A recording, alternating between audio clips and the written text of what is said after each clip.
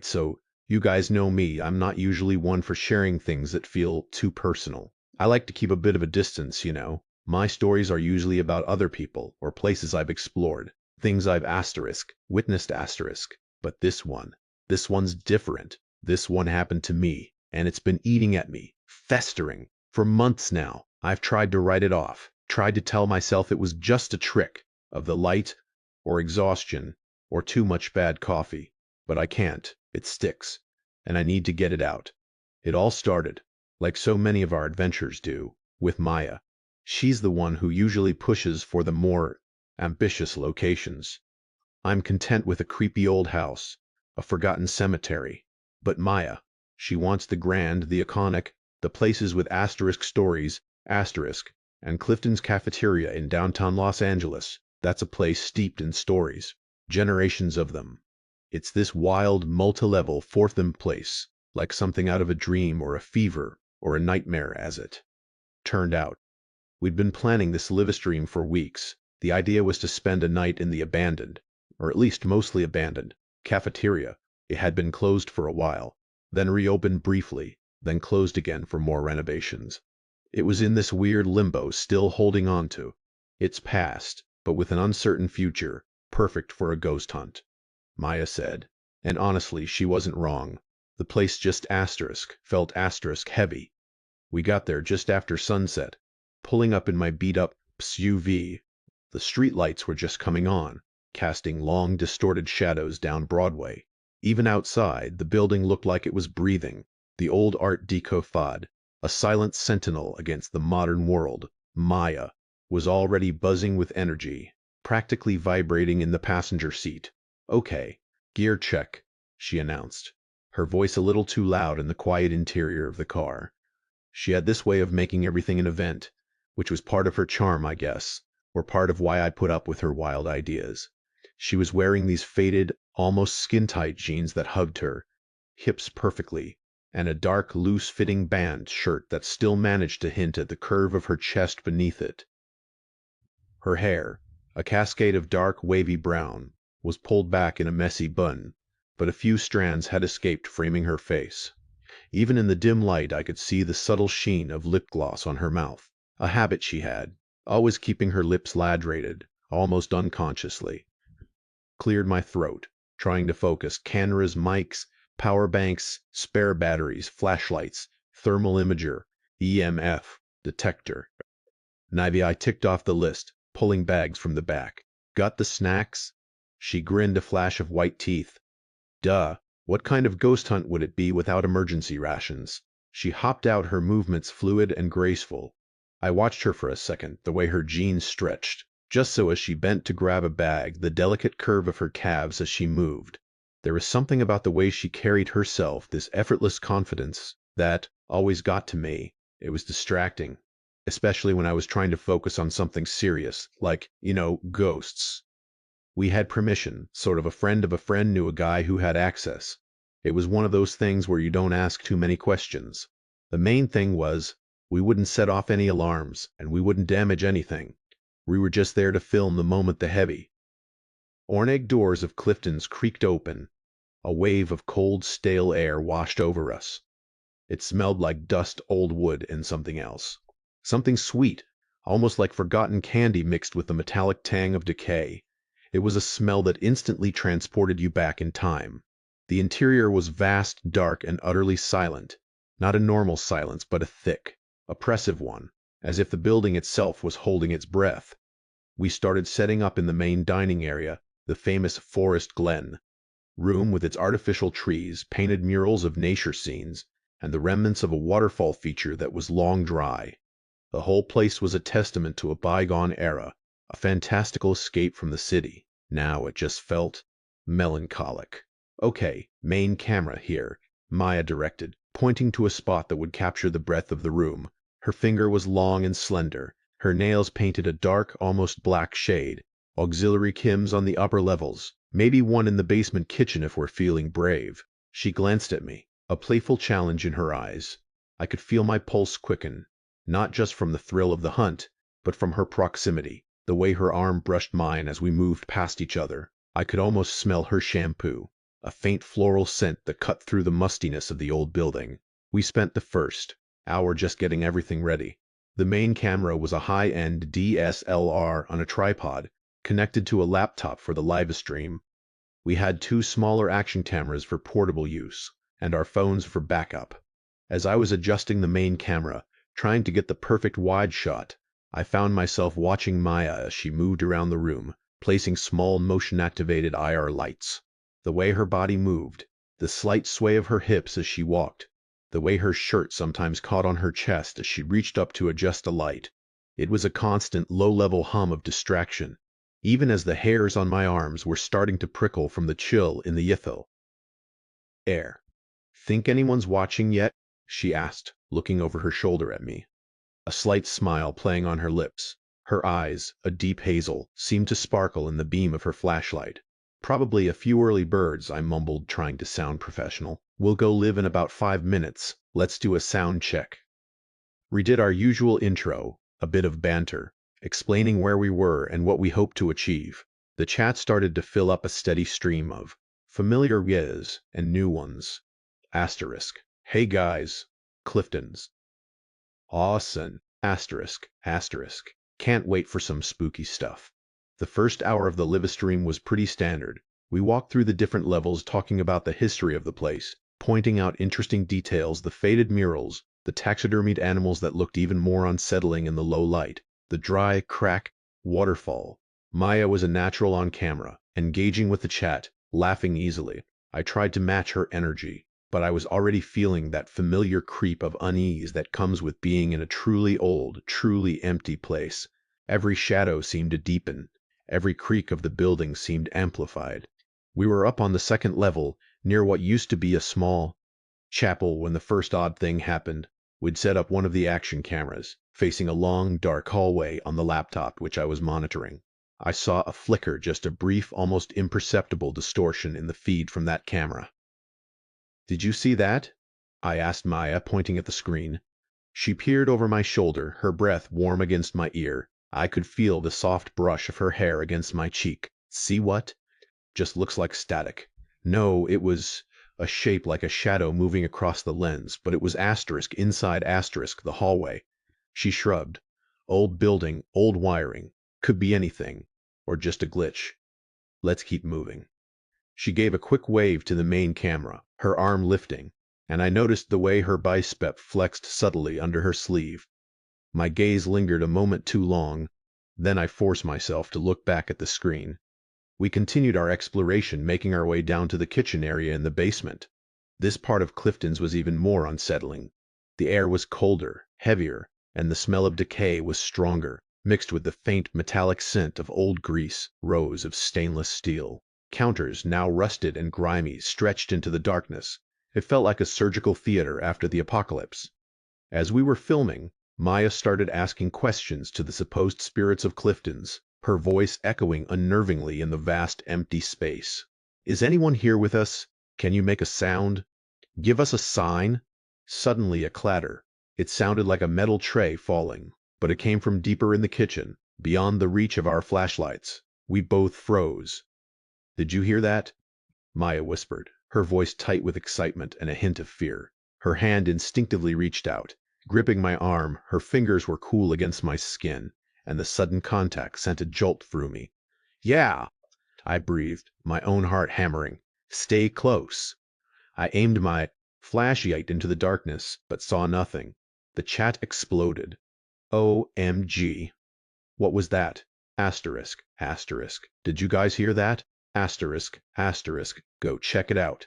Asterisk." We slowly advanced, flashlights cutting through the oppressive gloom. The clatter didn't repeat. We found nothing disturbed, no fallen trays, no obvious source. It was frustrating, thrilling, and deeply unsettling all at once.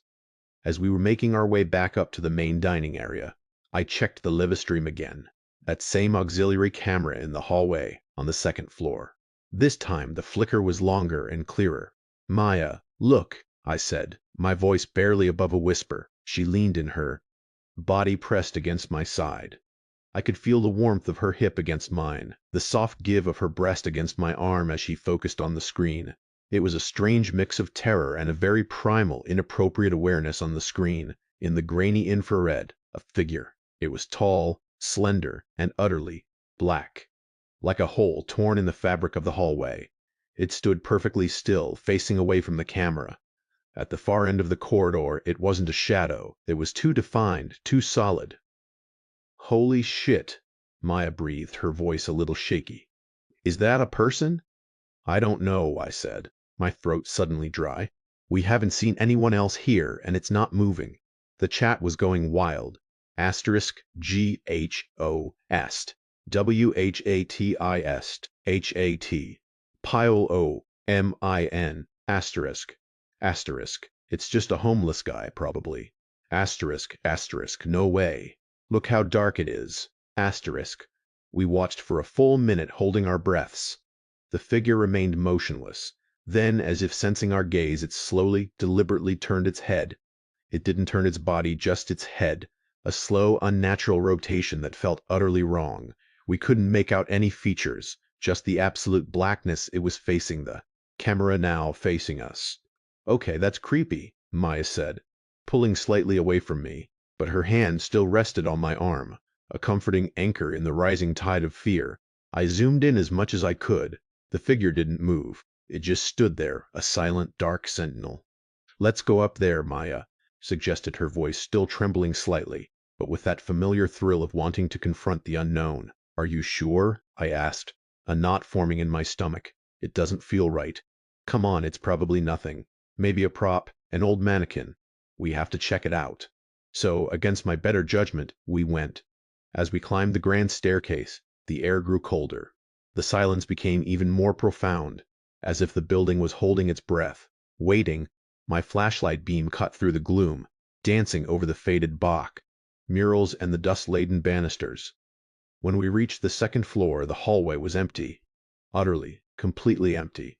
The auxiliary camera was still there, recording, but there was no dark figure, no mannequin, no prop, nothing. What the hell? Maya whispered, shining her light down the length of the hallway. Where did it go? We checked the camera feed again. The figure was clearly there in the recording. It hadn't just vanished from our sight. It had vanished from the asterisk physical space, asterisk, while still being present in the digital recording from moments before. Okay, I said, trying to keep my voice steady. That's weird. Really weird. The chat was still exploding. Some viewers convinced it was a ghost. Others calling it a prank, a staged event. But Maya and I knew better. We hadn't staged anything. We decided to keep the live stream going, but with a new level of caution. We were no longer just looking for bumps in the night. We were looking for asterisk. That dark, silent figure. As the hours dragged on, the building seemed to grow darker, colder. The initial excitement was slowly giving way to a gnawing dread. We heard more sounds, whispers that seemed to drift from empty rooms, footsteps that echoed from the floor above or below us, always just out of sight. We'd rush to investigate, only to find nothing. And then, the figure started appearing in the main camera feed, not in the room with us, but in the background, far off in the periphery of the shot. It would just be asterisk there. Asterisk, a dark, motionless shape, barely discernible against the shadows. Sometimes it was on a higher level, looking down. Sometimes it was in a doorway, half obscured. It was never in the same spot for long, and every time we looked up from the monitor, it was gone from the physical space. It's playing with us, Maya murmured, her voice barely audible. She was huddled close to me, watching the monitor, her eyes wide. Her usual bravado had evaporated, replaced by a genuine fear that was almost palpable. I found myself instinctively wrapping an arm around her, a protective gesture that felt both natural and deeply inappropriate given the circumstances. Her body was tense against mine, and I could feel the rapid thump of her heart. The chat was a torrent of terror and speculation. People were saying they felt watched in their own homes. Someone named Jordan22 posted, "Guys, my cat just freaked out and stared at my closet door. What the hell is going on?" Another, Chloe Sunshine, wrote, "I keep hearing whispers in my room while watching this. Is it just me?" Then came the comment that changed everything. It was from a user named Marcus NY. Asterisk. THATHINGITSKREN.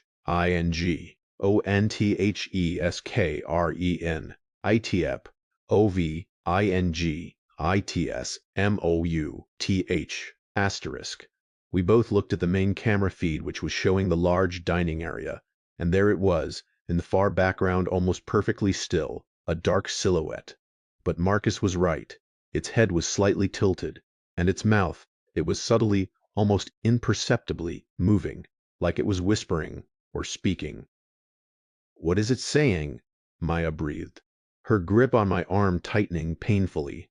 More comments flooded in. Asterisk. "It's mouthing words. Asterisk. Asterisk. I can't tell what. Asterisk. Asterisk. It's too far away." Asterisk. Then a user named Vanessa Ello posted, her comment appearing in all caps. Asterisk ITJUSTMOUTHEDMYNAME. Vanessa. Asterisk. A chill, colder than any I'd felt in Cliftons, snaked its way down my spine. Maya gasped, pulling her hand away from my arm as if burned. We stared at the screen, at the dark figure, its mouth still moving. More comments. OHMYGOD. ITSAIDMYAMETOKOODILAN. OWAITSAIDMYMOMSMAME. Asterisk. Panic was starting to set in, not just in the chat, but in the room with us. This wasn't just a ghost. This was something else, something that could see us, see asterisk, them asterisk, through the screen. "This isn't right," I stammered, my voice hoarse. "This isn't a normal haunting. How could it know their names?" Maya was pale, her lips parted slightly, her breath coming in shallow gasps. Her eyes were fixed on the screen, a mixture of horror and morbid fascination. The way her chest rose and fell rapidly beneath her shirt was a stark contrast to the stillness of the figure on screen. Then the comments started getting specific, terrifyingly specific. Osley Dreams posted, asterisk, ITJUS, MOU, THED, MYSECRET, ABOUTATATATATAAFISTR, OWD, OES, TKNOW. Tyler Shahwashen Gamer wrote, ISWEARTOD, ITJUSTHEHEHTHEHTFRENDINEvertolanyone. Asterisk. The chat devolved into a chaotic mess of fear, denial, and desperate pleas. People were posting their most guarded secrets, horrified that this entity glimpsed through a grainy livestream could know them. Secrets about infidelity, about theft, about hidden desires, about shameful acts. The confessions poured out, a collective unburdening born of pure terror. Maya was shaking. "We need to shut this down," she whispered, her voice barely audible. "Now." But I couldn't move. I was mesmerized, horrified by the unfolding spectacle. The dark figure on screen, still mouthing words, seemed to be feeding on the fear, on the exposure. It was like a black hole sucking in all the hidden shame and guilt of hundreds, thousands of people.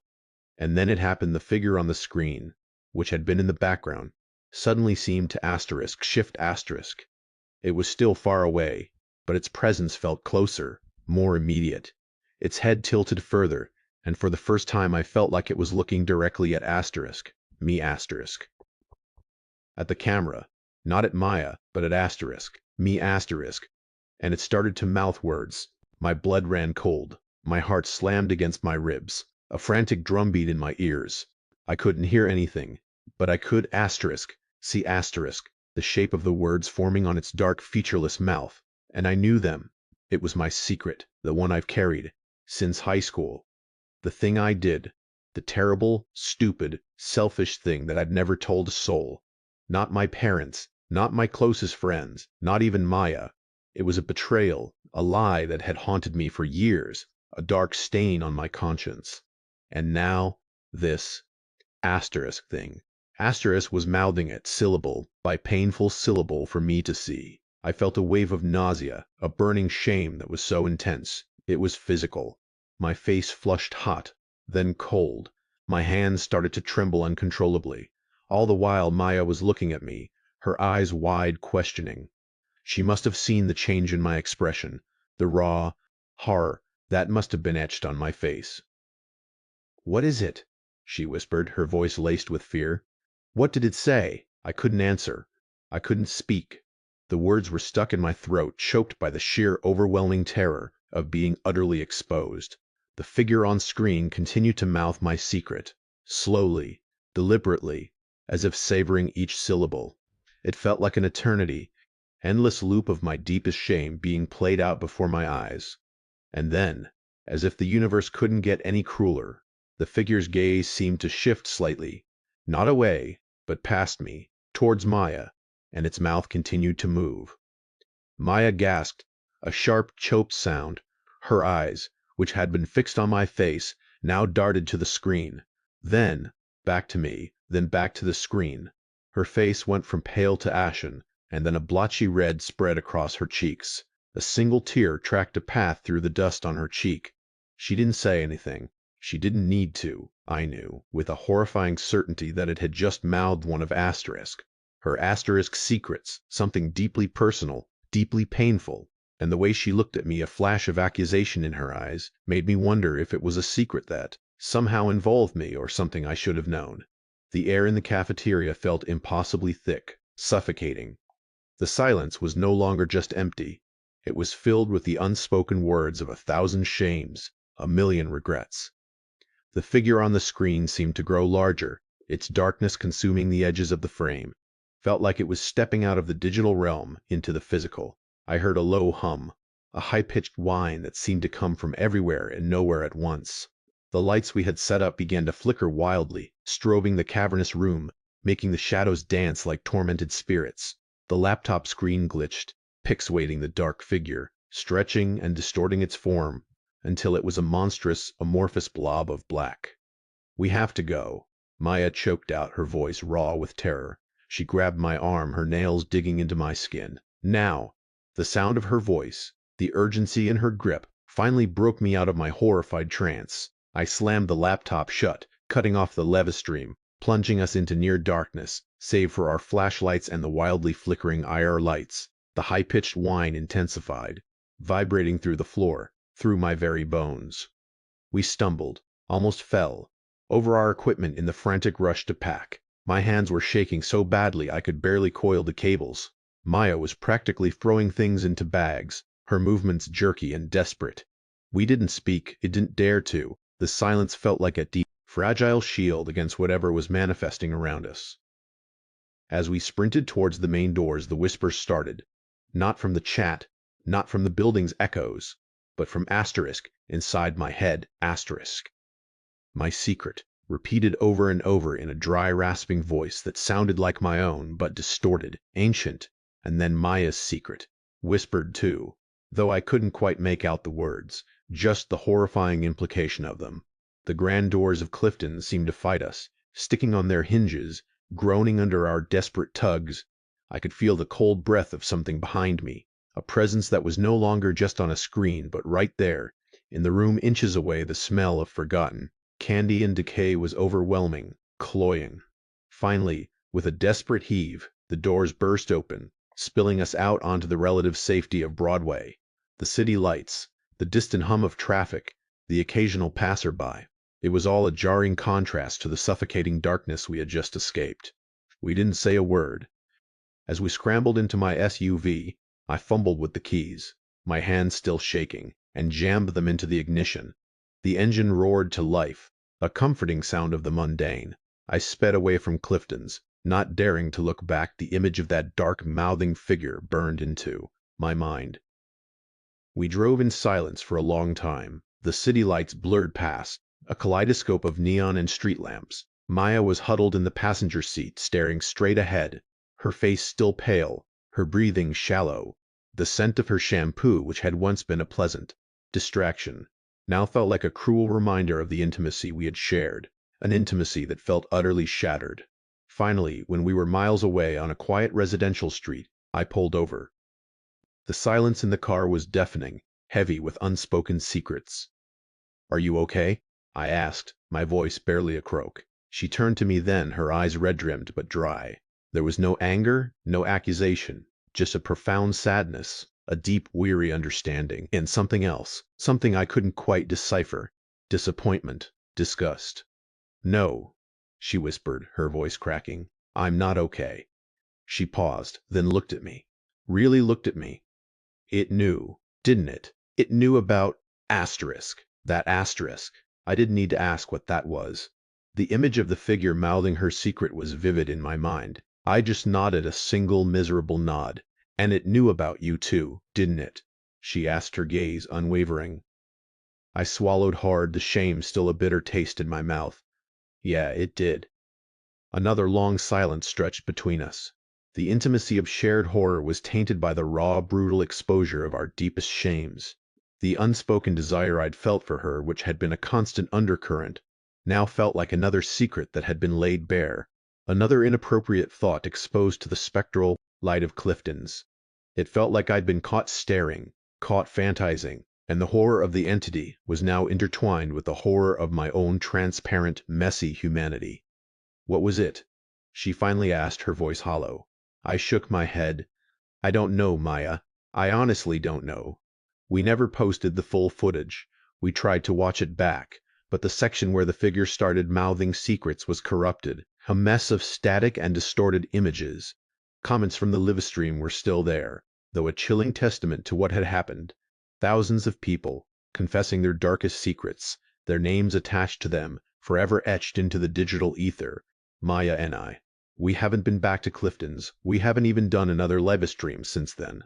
Our friendship, our partnership, it's different now, strained. We talk, but there's a distance, a chasm of unspoken secrets that lies between us. The knowledge that we both carry, the knowledge of what that thing revealed about us. About asterisk, everyone. Asterisk, it's a burden. Sometimes late at night when I'm alone in my apartment, I still hear the whispers, the dry, rasping voice repeating my secret. And sometimes I wonder if the figure from Clifton's isn't just a ghost in an abandoned building, but something else entirely, something that can reach through the screen, through the digital connections, and touch the hidden vulnerable parts of our minds, something that knows us better than we know ourselves. And I wonder too, if it's still watching, if it's still mouthing secrets somewhere out there in the dark corners of the internet, waiting for another live stream, another audience, another chance to expose the raw, uncomfortable truths we all carry inside. I still feel it. Sometimes that feeling of being watched, that prickle of unease when my phone screen flickers, or when a shadow moves in my peripheral vision. And I wonder if the biggest horror wasn't the ghost itself, but the fact that it forced us to confront the ghosts within ourselves. Zones we try so desperately to keep hidden, and now they're out, and they're not going anywhere.